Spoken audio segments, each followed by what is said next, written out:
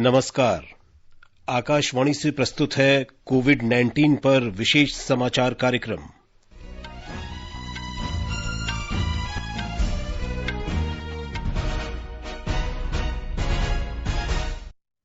केंद्रीय गृह मंत्रालय ने अंतर मंत्रालय दल को सहयोग देने के पश्चिम बंगाल सरकार के फैसले का स्वागत किया।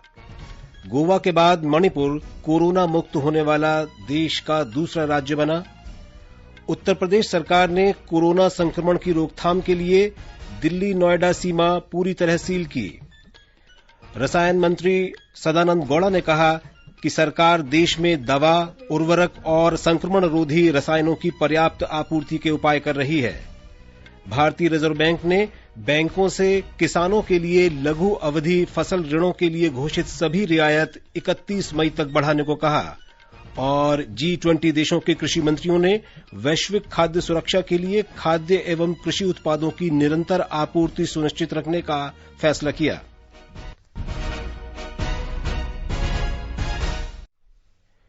कोविड-19 पर इस विशेष समाचार कार्यक्रम में अपने सहयोगी सिद्धार्थ सिंह के साथ मैं विशाल शर्मा। पश्चिम बंगाल सरकार राज्य में लॉकडाउन के अनुपालन के आकलन के लिए भेजे गए केंद्रीय अंतर मंत्रालय दल को अब सहयोग उपलब्ध करा रही है। पहले राज्य सरकार ने केंद्रीय टीम को आकलन की अनुमति देने से इंकार कर दिया था। पश्चिम बंगाल के मुख्य सचिव राजीव सिन्हा ने गृह मंत्रालय को भेजे पत्र में आपदा प्रबंधन अधिनियम 2005 और इस बारे में उच्चतम न्यायालय के निर्देशों के पालन का आश्वासन दिया है।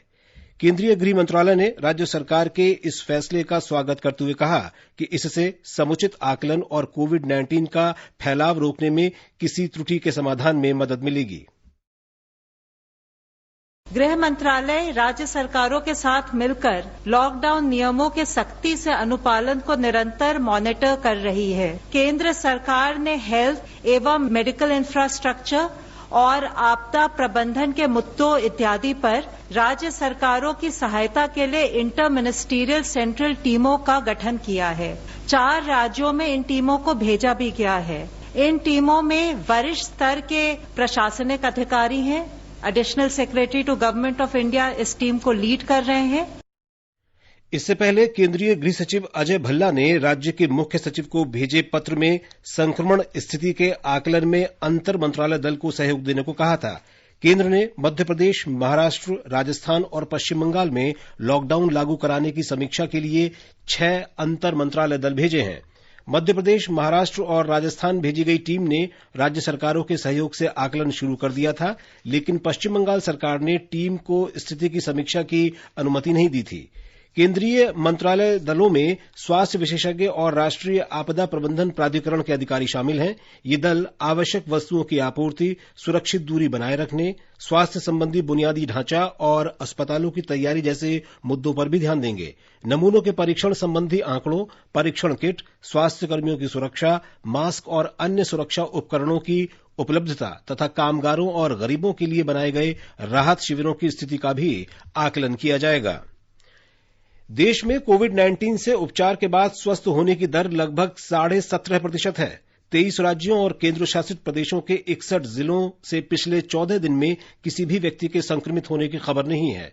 स्वास्थ्य मंत्रालय के अनुसार अब तक पूरे देश में 18,985 लोग कोरोना वायरस से संक्रमित हो चुके हैं। 3,260 रोगी उपचार के बाद स्वस्थ हुए हैं, जबकि 603 लोगों की मौत हुई है। स्वास्थ्य मंत्रालय के प्रवक्ता ने कल नई दिल्ली में बताया कि केंद्र ने सभी राज्यों को विस्तृत दिशा निर्देश जारी किया है कि अन्य रोगों से ग्रस्त रोगियों के उपचार के लिए भी जरूरी सेवाएं उपलब्ध कराई जाएं। स्वास्थ्य मंत्रालय के प्रवक्ता ने बताया कि कोविड-19 के खिलाफ लड़ाई में बड़ी संख्या में स्वयंसेवक आगे आ रहे हैं।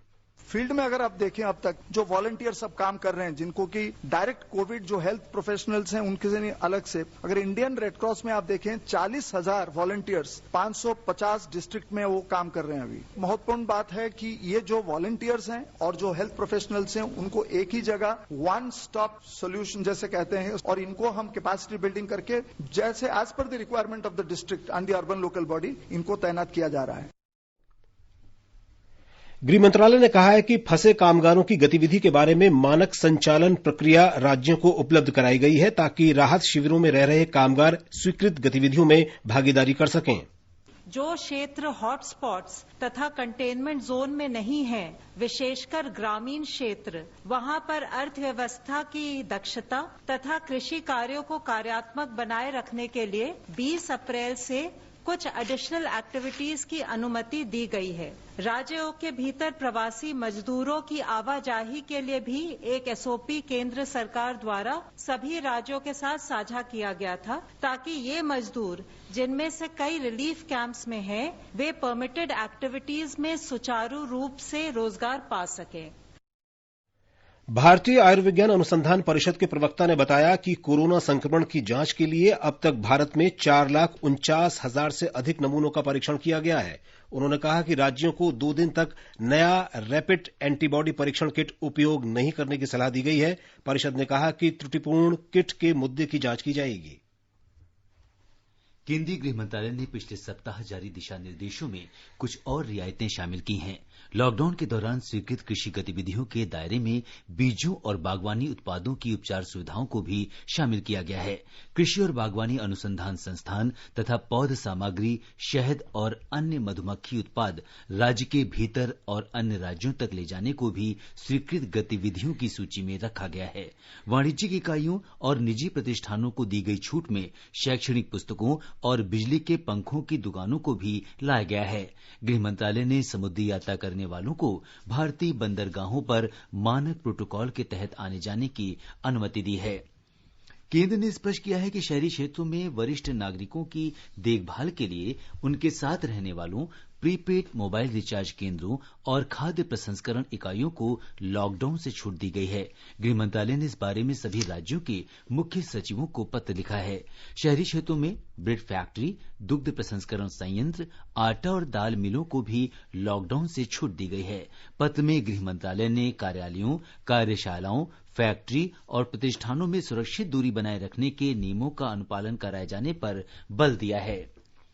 कृषि मंत्रालय ने कोविड-19 महामारी के कारण जारी लॉकडाउन के दौरान थोक मंडियों में भीड़ कम करने और आपूर्ति श्रृंखला को सुदृढ़ बनाने के कई उपाय किए हैं। राष्ट्रीय कृषि बाजार के ई-नैम पोर्टल को नया रूप दिया गया है। इसमें गोदाम आधारित व्यापार और कृषक उत्पादक संगठनों एफपीओ जैसे 2 नए मॉड्यूल जोड़े गए हैं। गोदाम आधारित व्यापार मॉड्यूल से किसान अपनी उपज गोदाम विकास और नियामक प्राधिकरण के साथ पंजीकृत गोदामों के जरिए बेच सकेंगे। हमारे संवाददाता ने खबर दी है कि पंजाब, ओडिशा, गुजरात, राजस्थान, पश्चिम बंगाल, महाराष्ट्र, तमिलनाडु और उत्तर प्रदेश सहित 12 राज्यों से कृषक उत्पादन संगठनों ने व्यापार में हिस्सा लिया। ई-नाम पोर्टल एक राष्ट्रीय कृषि बाजार है जो ऑनलाइन फसलों की बिकवाली का काम करता है। इसके माध्यम से किसान अपना फसल सीधे खरीदार को दे सकता है और अपनी फसल का उचित मूल्य प्राप्त कर सकता है।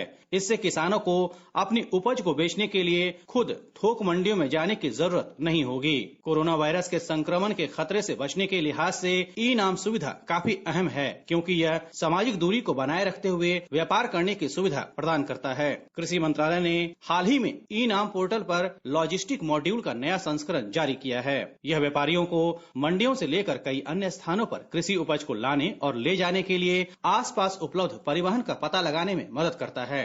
11 लाख से अधिक ट्रक और 2 लाख से अधिक ट्रांसपोर्टर इस मॉड्यूल से अब तक जुड़ चुके हैं। दीपेंद्र कुमार, आकाशवाणी समाचार। सरकार देश में दवा, उर्वरक और संक्रमण रोधी रसायनों की पर्याप्त आपूर्ति के लिए आवश्यक उपाय कर रही है। रसायन और उर्वरक मंत्री डीबी सदानंद गौड़ा ने इस बारे में मंत्रालय के सचिवों और वरिष्ठ अधिकारियों के साथ विचार विमर्श किया। श्री गौड़ा ने ट्वीट कर बताया कि अधिकारियों से मंत्रालय के भीतर और अन्य विभागों के साथ निकट समन्वय बनाए रखने को कहा गया है, ताकि आवश्यक वस्तुओं की निर्बाध आपूर्ति की जा सके। मंत्रालय ने कहा कि उर्वरक कंपनियां किसानों को खरीफ मौसम के लिए पर्याप्त उर्वरक उपलब्ध कराने के लिए पूरी क्षमता से काम कर रही हैं। औषधि क्षेत्र भी पर्याप्त मात्रा में हाइड्रोक्सी क्लोरोक्विन सहित आवश्यक दवाओं के निर्माण का हर संभव उपाय कर रहा है। भारत हाइड्रोक्सी क्लोरोक्विन का सबसे बड़ा निर्माता देश है। घरेलू मांग की पूर्ति के अलावा अन्य देशों को भी दवा का निर्यात किया जा रहा है। G20 देशों के कृषि मंत्रियों ने वैश्विक खाद्य और पोषण सुरक्षा के लिए खाद्य और कृषि उत्पादों की निर्बाध आपूर्ति बनाए रखने का फैसला किया है।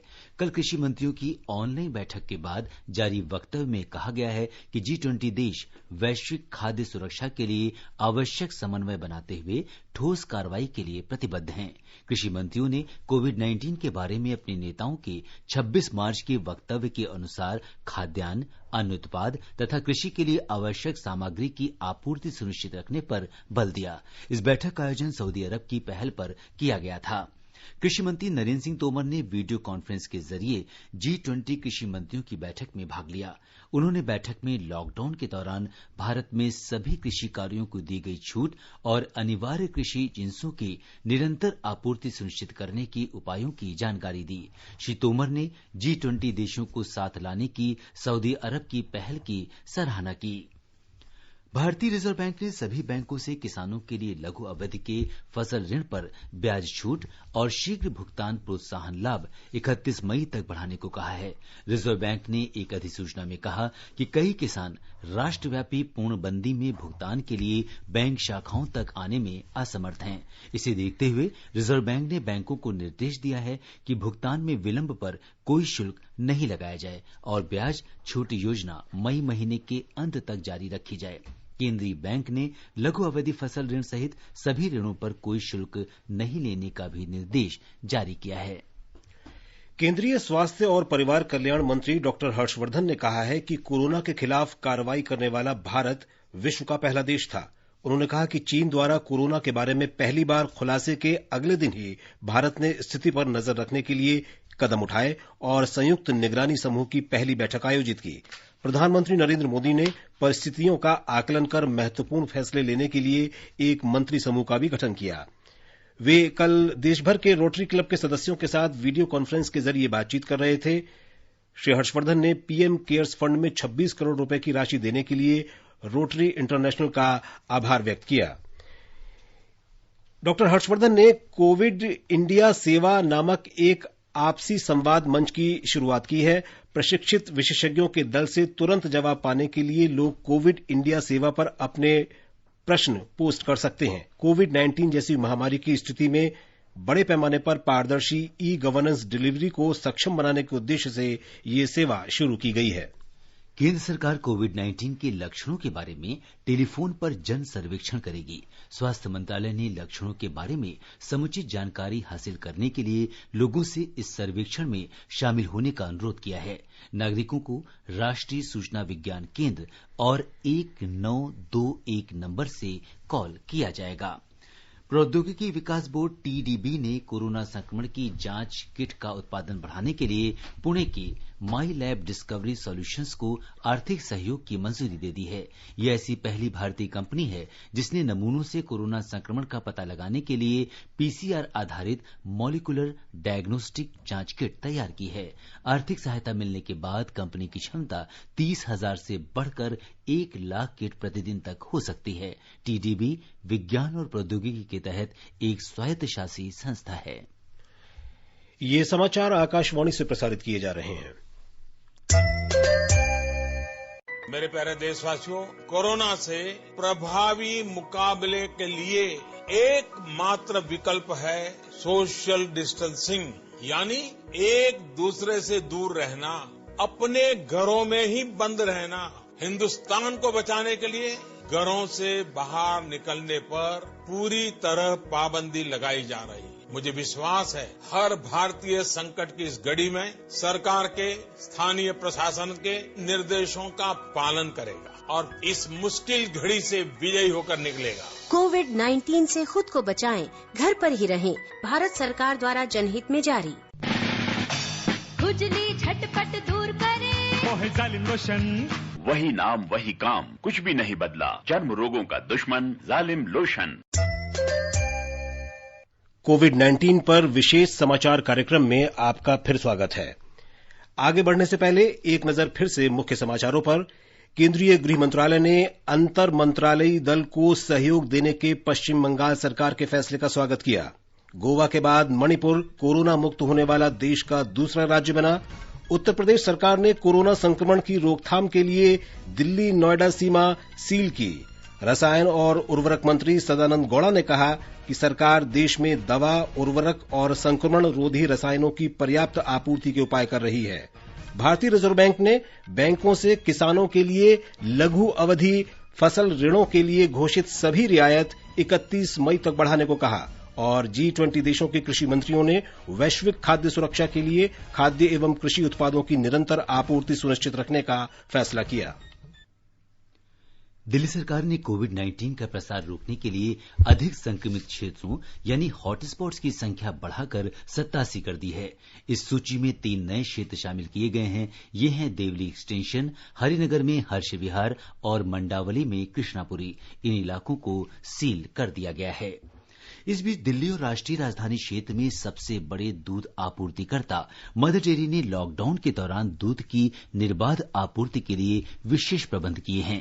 आकाशवाणी से बातचीत में मदर डेयरी के प्रबंध निदेशक संग्राम चौधरी ने बताया कि बूथ स्तर पर दूध तथा सब्जियां बेचने के लिए स्वच्छता तथा सामाजिक दूरी का विशेष ध्यान रखा जा रहा है।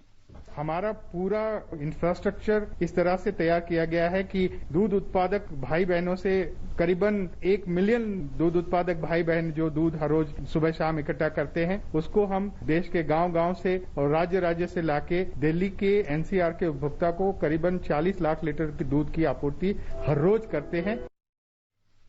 उत्तर प्रदेश सरकार ने गौतम बुद्ध नगर जिले में कोविड-19 के संक्रमण का फैलाव रोकने के लिए एहतियात के तौर पर दिल्ली नोएडा बॉर्डर को अगले आदेश तक पूरी तरह सील कर दिया है। गौतम बुद्ध नगर के जिलाधिकारी द्वारा जारी आदेश में कहा गया है कि ये फैसला जिले के स्वास्थ्य विभाग की सलाह पर किया गया है। स्वास्थ्य विभाग ने जिले में कोविड-19 संक्रमण के नए मामलों और दिल्ली तथा नोएडा के बीच यातायात के दबाव को देखते हुए बॉर्डर सील करने की सिफारिश की थी।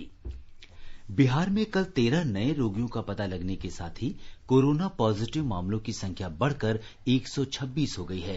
राज्य में 42 रोगी पूरी तरह ठीक हो गए हैं। मुख्यमंत्री नीतीश कुमार ने लोगों से कहा है कि वे कोरोना के मामलों में अचानक बढ़ोतरी से घबराएं नहीं, क्योंकि इनमें से ज्यादातर मामले किसी संक्रमित व्यक्ति से फैले हैं। उन्होंने कहा कि राज्य सरकार स्थिति पर कड़ी नजर रखे हुए है और सभी आवश्यक उपाय किए गए हैं। उन्होंने कोविड-19 को परास्त करने के लिए लोगों से सुरक्षित दूरी का पालन करने की अपील की। एक रिपोर्ट। लॉकडाउन में छूट के दौरान राज्य के लगभग 7,400 गांवों में मनरेगा का काम शुरू हो गया है। इससे 3,60,000 से अधिक मजदूरों को रोजगार मिला है। मुख्य सचिव दीपक कुमार ने बताया कि जिन लोगों के पास जॉब कार्ड नहीं है, उनका जॉब कार्ड बनाया जा रहा है। सभी मजदूरों को हाथ धोने के लिए साबुन और फेस मास्क उपलब्ध कराया गया है। इस बीच राज्य में लगभग 1200 से अधिक औद्योगिक इकाइयां फिर से चालू हो गई है। इन इकाइयों में 8,000 से अधिक लोगों को काम मिला है। आकाशवाणी समाचार के लिए पटना से मैं कृष्ण कुमार लाल। राजस्थान में कोविड-19 से संक्रमित लोगों की संख्या 1,735 हो गई है।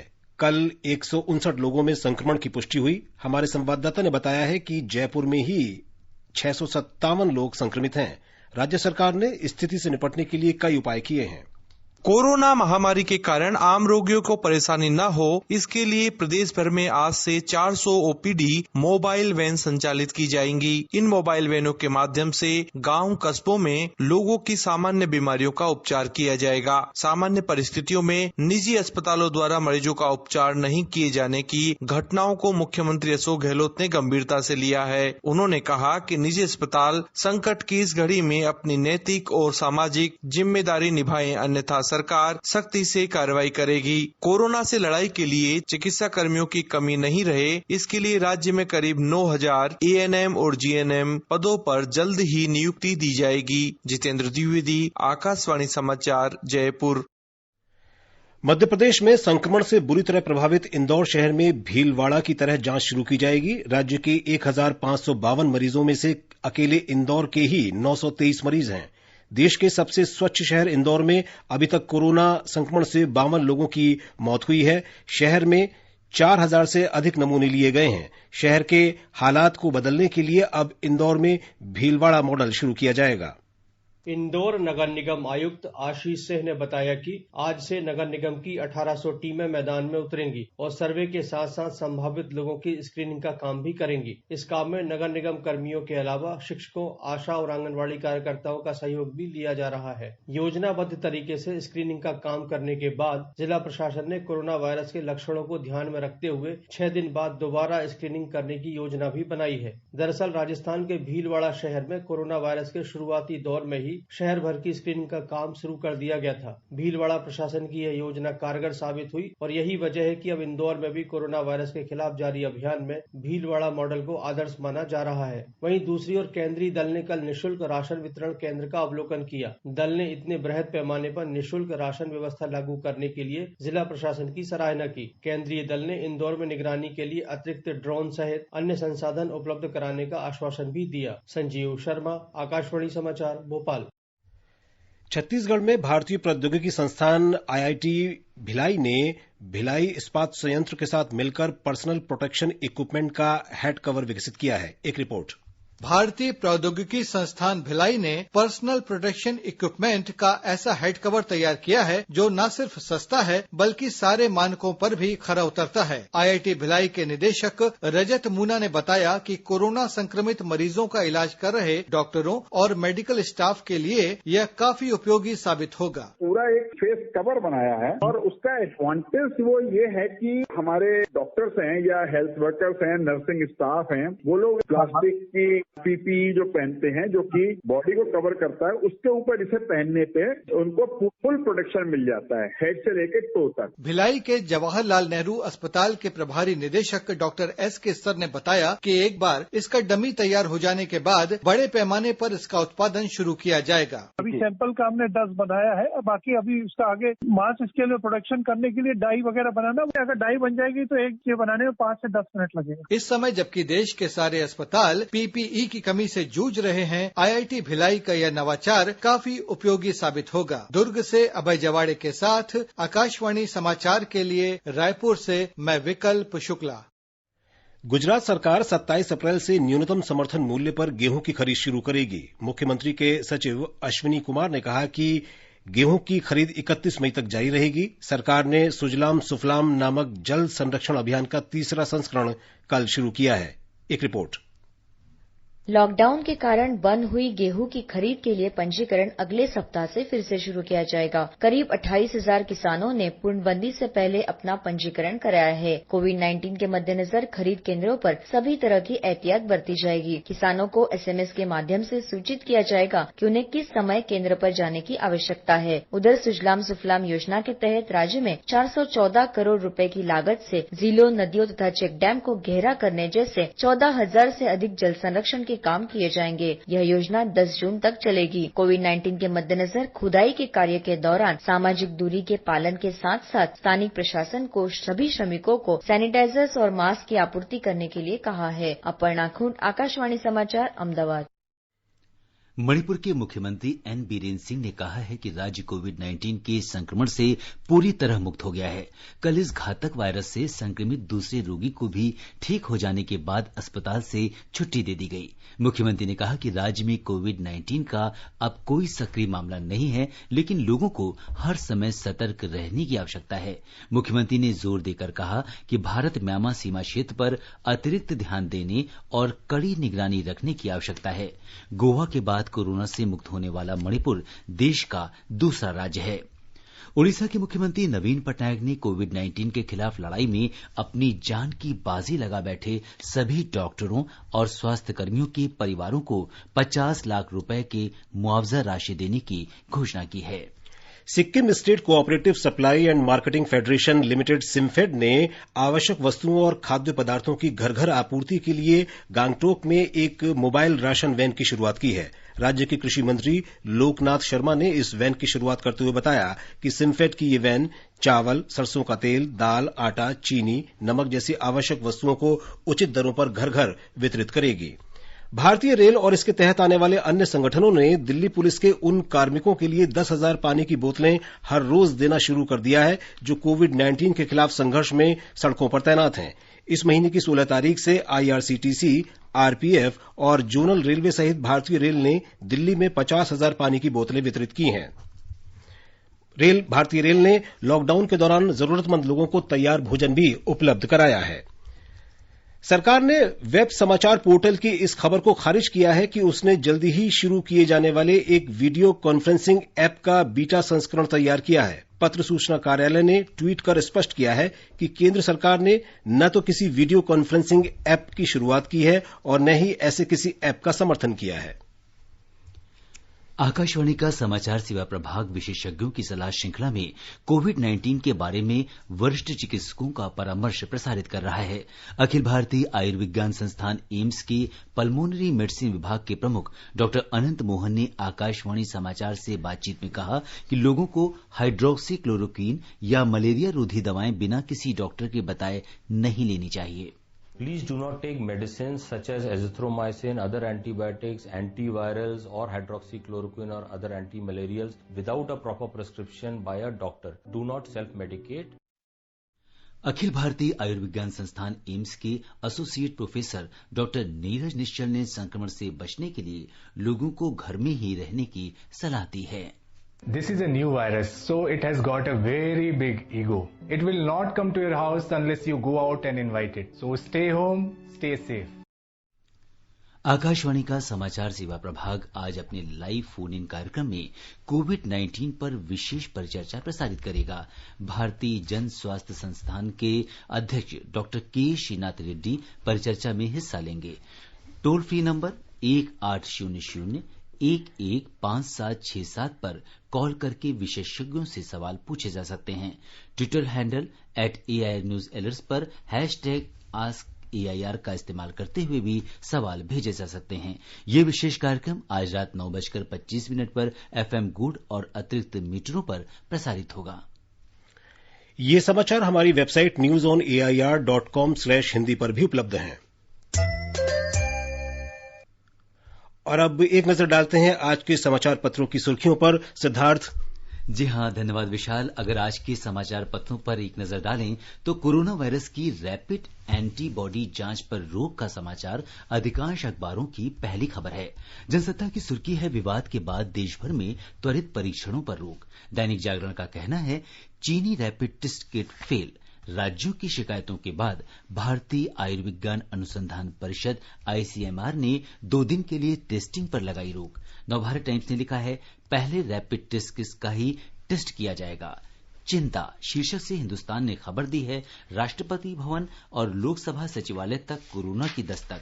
पत्र के अनुसार राष्ट्रपति भवन परिसर में कार्यरत सफाई कर्मी के रिश्तेदार के पॉजिटिव पाए जाने के बाद परिसर में रहने वाले 115 परिवारों ने खुद को क्वारंटाइन किया। संक्रमण का जायजा लेने पश्चिम बंगाल पहुंचे केंद्रीय दल को गंभीर रूप से प्रभावित क्षेत्रों में दौरे की अनुमति नहीं दिए जाने को समाचार पत्रों ने प्रमुखता से प्रकाशित किया है।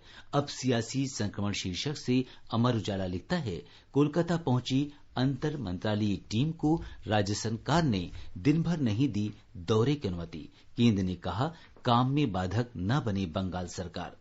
उत्तर प्रदेश में इलाहाबाद विश्वविद्यालय के प्रोफेसर सहित 30 लोगों की गिरफ्तारी का समाचार जनसत्ता सहित कई अखबारों में है। पत्र के अनुसार 16 विदेशियों जमातियों सहित 30 गिरफ्तार। प्रोफेसर ने जमातियों के बारे में पुलिस को नहीं दी जानकारी। मध्य प्रदेश में 29 दिन बाद शिवराज मंत्रिमंडल में 5 मंत्रियों को शामिल किए जाने को भी अखबारों ने अहमियत दी है। पाकिस्तान ने मुंबई हमले के मास्टरमाइंड जकीर रहमान लखवी सहित लगभग 4000 आतंकियों के नाम निगरानी सूची से हटाए। बकौल Rajasthan Patrika financial extension task force की डार्क ग्रे सूची से बचने के लिए पाकिस्तान ने अपनाया नया पैंतरा। अंतर्राष्ट्रीय बाजार में कच्चे तेल के दामों में रिकॉर्ड गिरावट भी अखबारों की सुर्खी बनी है। इकोनॉमिक टाइम्स ने लिखा है अमरीकी क्रूड के दाम शून्य से कम। ब्रेंट क्रूड के दाम में भी तेजी गिरावट का दौर शुरू। ऑयल रिजर्व बढ़ाने की तैयारी कर रही है सरकार। धन्यवाद सिद्धार्थ। और अंत में मुख्य समाचार एक बार फिर। केंद्रीय गृह मंत्रालय ने अंतर मंत्रालय दल को सहयोग देने के पश्चिम बंगाल सरकार के फैसले का स्वागत किया। गोवा के बाद मणिपुर कोरोना मुक्त होने वाला देश का दूसरा राज्य बना। उत्तर प्रदेश सरकार ने कोरोना संक्रमण की रोकथाम के लिए दिल्ली नोएडा सीमा सील की। रसायन और उर्वरक मंत्री सदानंद गौड़ा ने कहा कि सरकार देश में दवा, उर्वरक और संक्रमण रोधी रसायनों की पर्याप्त आपूर्ति के उपाय कर रही है। भारतीय रिजर्व बैंक ने बैंकों से किसानों के लिए लघु अवधि फसल ऋणों के लिए घोषित सभी रियायत 31 मई तक बढ़ाने को कहा और G20 देशों के कृषि मंत्रियों ने वैश्विक खाद्य सुरक्षा के लिए खाद्य एवं कृषि उत्पादों की निरंतर आपूर्ति सुनिश्चित रखने का फैसला किया। इसके साथ ही कोविड-19 पर विशेष समाचार कार्यक्रम का ये अंक समाप्त हुआ। नमस्कार।